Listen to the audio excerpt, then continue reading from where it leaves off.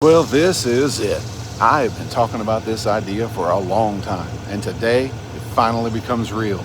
I'm Rocky Lane, and this is the very first episode of the Rocky Lane Ramblin' Road Show. The plan is simple: hit the road, find great places, meet great people, share some stories, and at the end of every adventure, end it with a little music. I don't know exactly where the road's going to lead, but I'm glad you're along for the ride from the very beginning. So let's fire up the truck and ramble on, ramblers. Ramble on.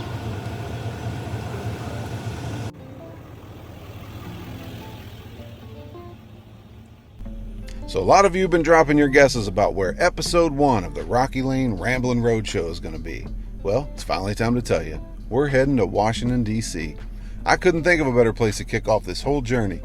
This year marks the 250th anniversary of the United States, and with it being 4th of July weekend, just felt like the perfect place to start. This show is always going to be about more than just the destination, though. It's about the stories we find, about the music we make, and the adventures that happen along the way. There'll be plenty of original music, plenty of all of your favorites, some laughs, a few unexpected moments, and maybe we'll learn something together. Ramblers, thank you so much for believing in this dream and coming along for the ride. I truly can't wait to show you what the Rocky Lane Rambling Road Show is all about. So buckle up. Episode 1 starts now. While it's not ideal to show up somewhere in the evening, Washington is probably the one place that's okay, because you can go straight down to the mall and see American history lit up in just like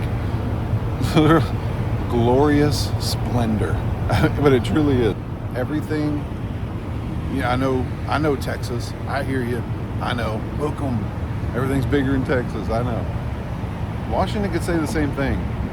Because, man, when you walk up to the Lincoln Memorial, it is so much bigger than what you thought. Every single building, every single monument, they are all so much bigger than what in your mind's eye you think. Pulling into town, I remember the very first time I pulled into Washington, I had no idea. Did you guys know this? That the Washington Monument was like skyscraper size? I mean, maybe it's just me. I think I was expecting it to be, I don't know what I was expecting, okay? Get off my back. Walking around. I'm walking around. Nowhere bound. Just walking around. Walking along the National Mall or walking anywhere in Washington, D.C. at night is an amazing, amazing experience. Everything is lit up absolutely perfectly. The pathways are perfect. It looks more glorious. It just looks, well, look at the Lincoln Memorial. Look at the Washington Monument. They're so much more beautiful. They're beautiful during the day, but nothing compares to the National Mall and all the monuments at night when they're all lit up. It is an amazing experience. Please don't miss the war memorials. They will affect you in ways that you didn't even know you could be affected.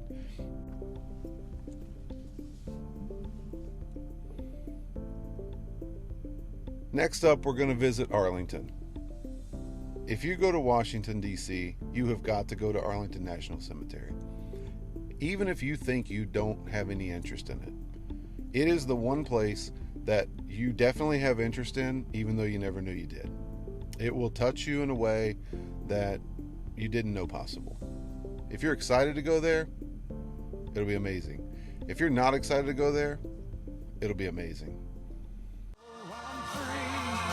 And I won't forget, man who died, gave their right to me, and I gladly stand up next to you and defend us still today. 'Cause there ain't no doubt, love this land. God bless the USA.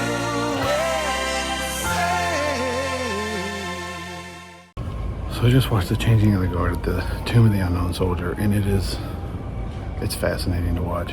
Have I told you how hot it is? Because I'm going to show you what just happened. I had the perfect angle. I had the perfect view. And my phone stopped like this.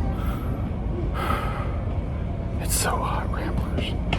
So hot. The quiet man, Going to Arlington, I highly recommend the tram. She was married to Brigadier But I'm General lazy, Charles Byrne so. Jr. of the U.S. Air Force. Can we talk about the heat? It didn't matter. I don't think it mattered what time of day. It was 103 degrees. 103 degrees at night, 103 degrees in the morning, 103 degrees in the afternoon. It was pretty standard. So the good news is you didn't have to worry about it. You knew it's going to be 103 degrees. If this is the last time we talk, I don't know. I just found out there's 2 entrances to Arlington because the exit was 11-minute walk away. So I thought, well, I can do that. And then when I got there, I realized it wasn't the entrance that I came in. And the entrance I came in was now a 33-minute walk away because it wouldn't have been if it hadn't been for the 11 that I walked in the total opposite direction that I had 11 back. So, well, you'll know if you ever see me again. You'll know how it turned out. Okay. Thank you, buddy. If you're wondering, yes, I did make it out of Arlington. I did walk the wrong direction. I did walk back the right direction twice as far, 3 times as far as what I should have. But I toughed it out, Ramblers. I made it. I had lots of water. Everything was fine. I just thought it was pretty comical that, of course, me of all people, think you got it all figured out. No, you don't. Went the wrong way. So I made it an amazing experience. Do get the trolley. Just go ahead and do it. Promise you the trolley's worth it. But that is an experience that you'll always remember, even if you just go one time. Now I know, just like with songs, I always say this is one of my favorite songs, or this is my favorite song. And if you say it so many times, then how can it possibly be your favorite? Well, in Washington, I know I did. I said this is my favorite place. 6 different places. They're all my favorite place. It's just like being competitive. You can't compete with me because I want you to win too. So one place doesn't get to be my favorite because they're all my favorite. Okay? So get off my back and enjoy. This is easily my favorite place in all of Washington. Mount Vernon. There it is. And apparently, if you come on the 4th of July, which I didn't know, they have reenactments going on. You've got to see this. Watch this. So they're actually firing these cannons. I'll try to get one on film if I can. And if I don't, and you don't believe me, listen, that is no...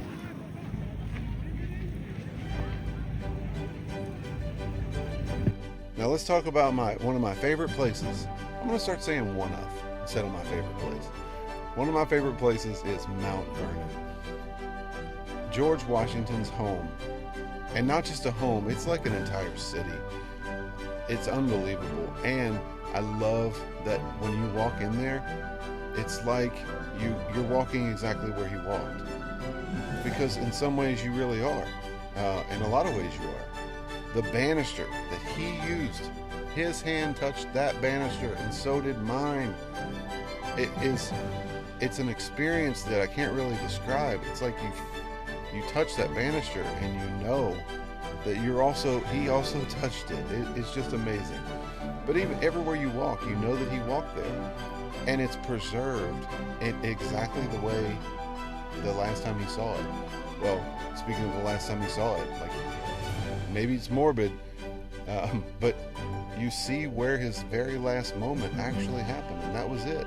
And they've preserved it just the way it was from that moment. There aren't many places in this world that you can go and see something frozen in time like that at that moment. And it's just an amazing experience. If you ever get the chance to come to Washington, do not miss Mount Vernon. So I just walked out of George Washington's kitchen. He's talking about Lucy had to get up at 7 o'clock. Or no, he wanted breakfast at 7 o'clock in the morning. So she had to get up at 4:30. It's a good thing I wasn't George Washington. Lucy would have loved me. She could have got up hours later. And if you ask me, that is no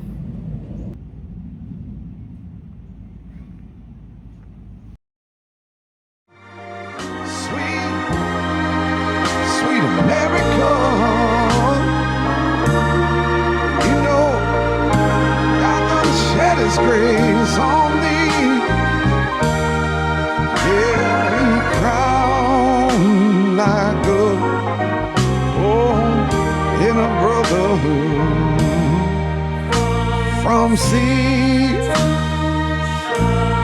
shine and see.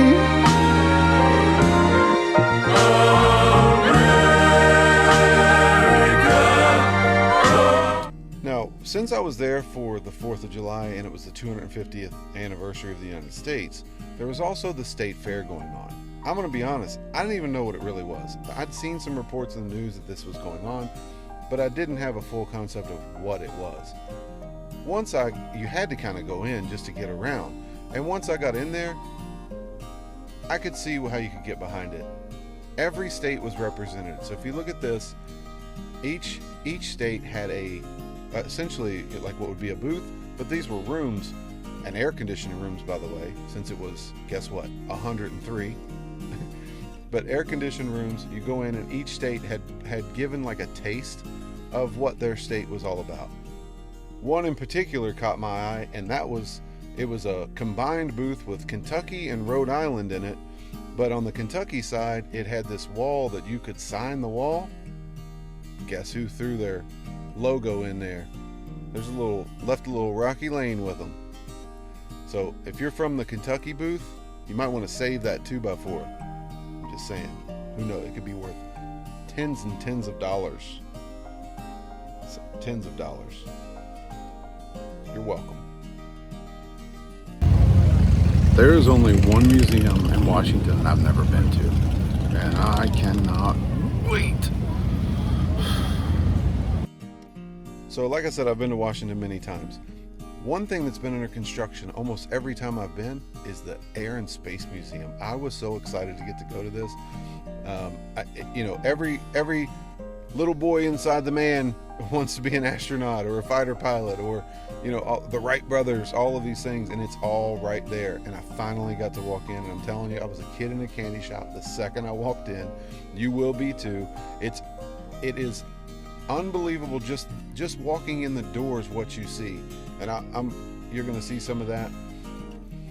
The actual Wright brothers flyer, not a replica, the Wright brothers flyer, right there, right in front of you. And I'll tell you the thing that shocked me more than anything about seeing the actual Wright brothers flyer is the fact that how terrifying it looks, and how terrifying that must be, or must have been for them. I remember standing there, taking a video and taking a picture, and I just thought, this would be scary right now. This would be scary if you were gonna lay down on this platform and then try to fly this thing. But you're dealing with someone who, think about it, didn't even know flight was necessarily possible, trying to prove that flight is possible. It would be scary enough already knowing that people can fly, or it would be scary enough already knowing that flight was possible. They went into it not knowing. It would be terrifying, I think. I mean, not to me, because obviously I'm extra tough. I'm like super tough and stuff. But I'm saying like to normal people, it would be scary. Let's move on.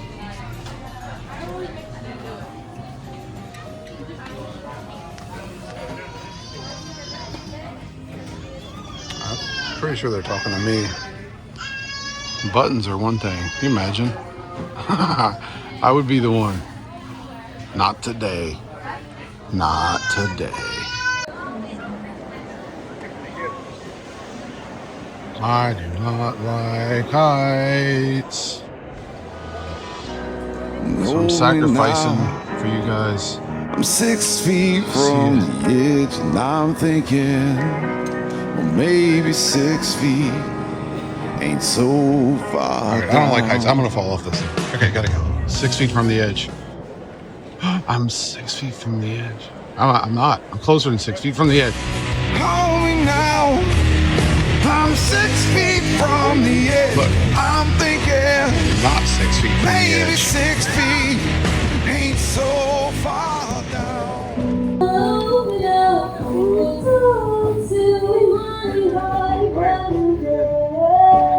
I had no idea this even existed. Because David's Tent in DC, 24/7 worship happens here.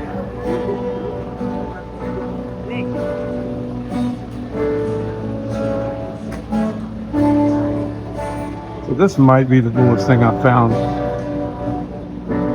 I know I've said that about 6 times, the coolest thing I've found, but I think I mean it this time. Are you kidding me?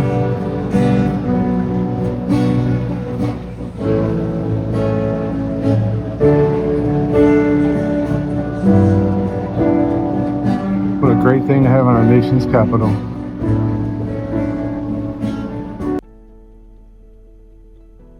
After seeing that tent that I didn't even know about, where they play worship music 24 hours a day, 7 days a week on the National Mall in the center of Washington, D.C., I can't think of something that our country needs more, and it was very awe-inspiring. And then it made me start thinking about one of my favorite places to go. I feel like I've said this is my favorite thing in Washington about 6 times now, maybe 7. This really might be I think I say that too. Yeah. So this is my favorite thing in Washington. It is. This is my favorite thing in Washington. I know I've said it a bunch. Okay, leave me alone. Stay out of my business. But guess what it is? Huh? Right in the heart of Washington, a museum dedicated to... And that's the Bible Museum, or the Museum of the Bible. Sorry, I don't want to say it correct. But the Museum of the Bible is one of the most amazing experiences you'll ever have. And if you haven't been, please go. And I could not believe that I caught it on a time where one of the most amazing things that I think I ever got to witness and see for myself happened to be there at that time. And I'm forever grateful that I got to see this. Now, this may seem insignificant, but Washington, D.C. is the place. One of my favorite things in the world, and I've probably talked about this a lot, and a lot of people probably know, is hot honey. I'd never even understood, I didn't even know about this. But years ago in Washington, D.C., and I don't know if it's where it originated. It's where it originated for me. It was the first place I ever saw it, was pizza with hot honey drizzled on it. And I remember the first time I even heard it. And you might be thinking this right now. No. Not It is amazing. So I had to pop in. The place is called And Pizza. So it's like the and sign and then pizza. It's kind of difficult to find sometimes. The coolest little spot. The coolest boxes. You see these boxes? And the pizza is amazing. So if you get the chance in Washington, or if you get the chance anywhere, drizzle some hot honey on your pizza. Chef's kiss. This being the Rocky Lane Ramblin Road Show, I didn't do a whole lot of footage from the road. I did some, and I want to show it to you because mostly I want to show it to you because no matter which direction you come into Washington, if you're doing it as a road trip, it will be amazing. It is gorgeous in any direction. And as you can see right here, you can see as far as your eyes can see, and there's nothing but beautiful rolling hills. I'll tell you something else that they do, and I try to get this on film, and hopefully it shows up, is they pave the highways in green, the tint in green, so even the highway itself doesn't take away from the natural beauty of how green and lush this area is. And every time I go through, I have the same thought, there's colonists, pioneers, there's Native American Indians, all traveling in this area, and they must have thought the same thing about this is how beautiful this area is. Well, Ramblers, there you have it. Episode 1 of the Rocky Lane Ramblin Road Show. I'm so glad you came along on this journey with me. Please hit that subscribe button. Right now there aren't any more, but coming soon, that'll be episode 2, followed by episode 3, followed by episode 4. This show is going to get tighter, it'll get better, I'm sure. Hopefully this turns out pretty good, but at least it gives you an idea of what this is going to look like. I want to infuse the music with the journey and bring the Ramblers along with it. So Ramblers, thank you so much for watching. Make sure you hit that subscribe button. Ramble along.